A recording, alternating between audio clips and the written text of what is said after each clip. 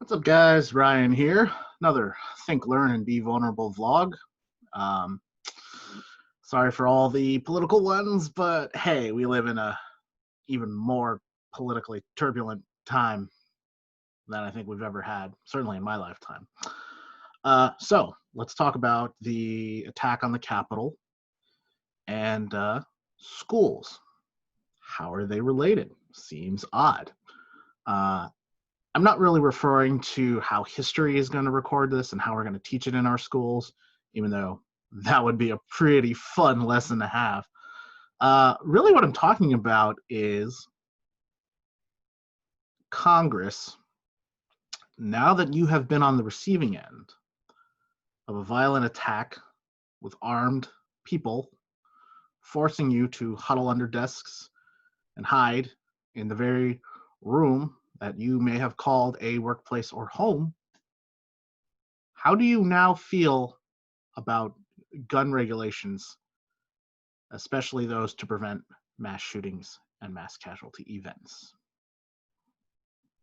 Maybe, just maybe, I'd like to think some of you have softened your stance on that and are willing to enact some legislation that would actually make legitimate change. Things that I like to call common sense gun laws. It's not even me calling them that. It's what actual people call them. For instance, waiting periods on guns, thorough background checks, getting rid of guns that are illegal, having gun shows and trade shows be much more highly regulated, increasing the cost of bullets, increasing the cost of guns so they do not get into the hands of people who do not get them, forcing people to have gun licenses and training. I don't know. These are just ideas off the top of my head. I don't know if you know, but in Sweden, they have more gun owners than anybody. But everybody enlists in the Swedish army, and they have to get, I believe, at least a year's worth of service and very thorough gun training. The number of shooting deaths in Sweden are incredibly low. I believe they've only had either 1 or 0 in the last 20 years. And they're as gun-toting and militaristic as anybody.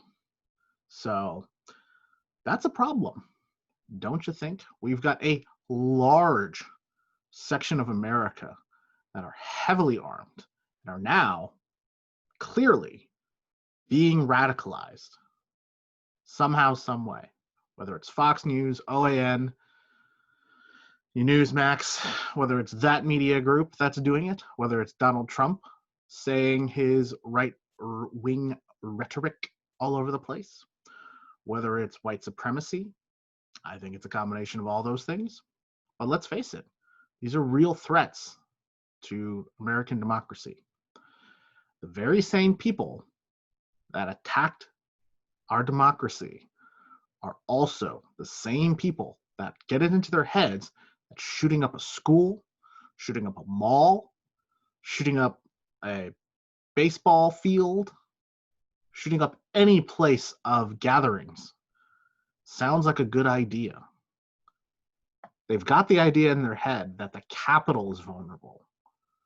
Believe me, it's not going to be too much of a stretch to go from the Capitol is vulnerable to everywhere is vulnerable. Let's attack schools. Let's attack other government buildings. Well, guess what?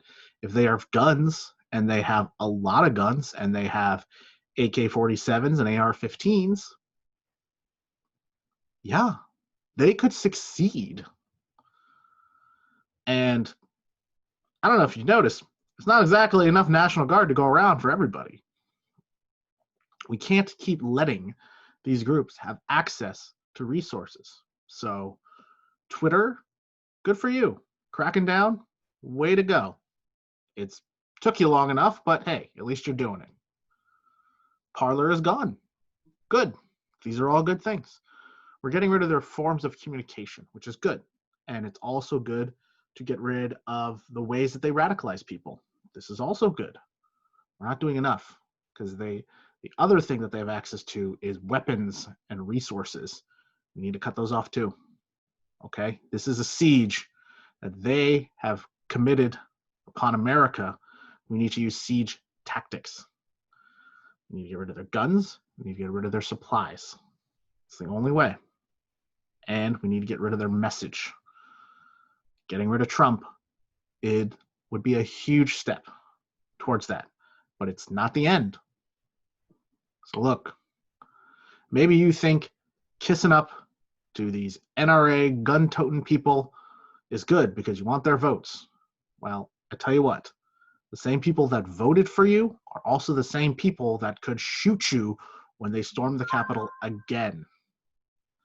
Do not let this happen.